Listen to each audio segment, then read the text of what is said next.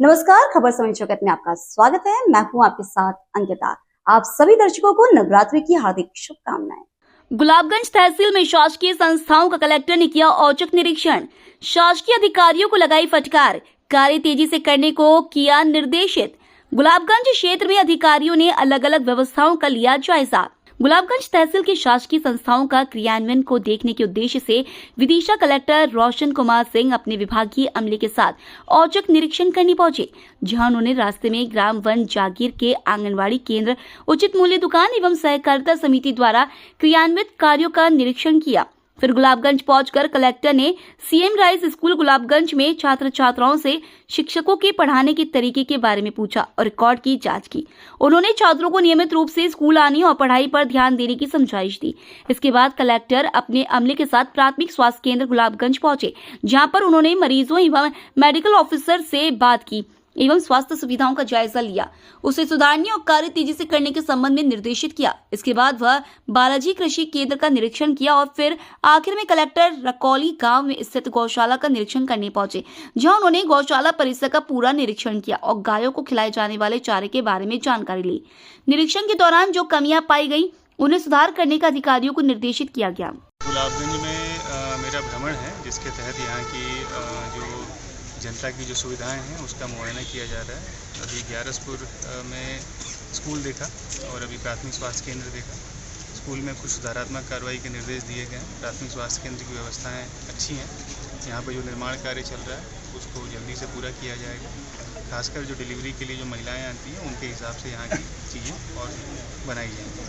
यहाँ पे लोगों की संतुष्टि दिखाई गई है स्वास्थ्य केंद्र के बारे में।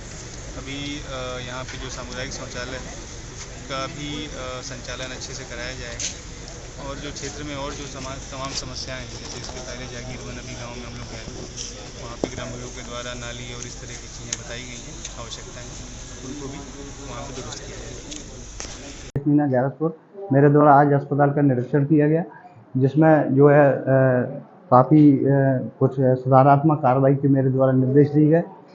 उनमें से एक जो गर्भवतियों का जांच है वो हाई रिस्क चिन्हांकन, उसके लिए डॉक्टर साहब को मैंने निर्देशित किया गया कि इस महीने जितने प्रसव होना है उन सब की सूची पूरी सब सेंटर से लेकर और ग्रामों से लेकर यहाँ पर उपलब्ध रहेगी कि आज किस गांव में किस महिला का प्रसव होना है। उससे संबंधित फिर कार्रवाई ये है कि आशा सुपरवाइजर आशा के माध्यम से उस गर्भवती महिला को जिसका प्रसव होना है यहाँ पर भर्ती कराया जाएगा। और अगर हाई रिस्क है तो उसका पहले से डॉक्टर साहब को पता होना चाहिए कि ये हाई रिस्क है, इसकी डिलीवरी यहाँ नहीं होगी, इसकी डिलीवरी विदिशा होगी। जैसे कोई सीजर है जिसका ऑपरेशन से पहले डिलीवरी हुई है तो उस स्थिति में उसकी डिलीवरी के लिए उसको विदिशा भेजा जाएगा, ताकि समय वेस्ट ना हो और महिला समय से जो है विदिशा पहुँच जाए। तो इन सब तरह से हम कोशिश कर रहे हैं ताकि मातृ मृत्यु और शिशु मृत्यु दर में कमी लाई जा सके।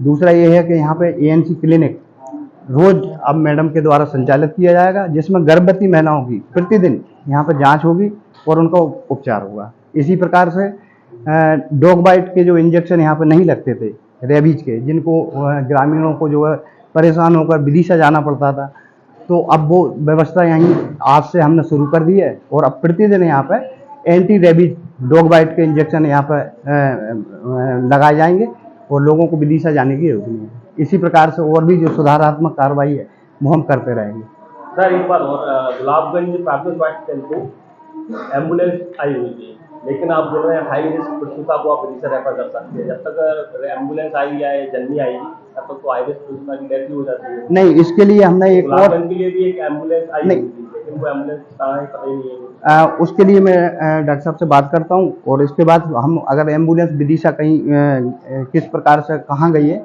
हम उसको वापस फिर गुलाबगंज के लिए प्रदान करवाने की जो है कोशिश करेंगे। और गुलाबगंज में लैब टेक्नीशियन की भी कमी है।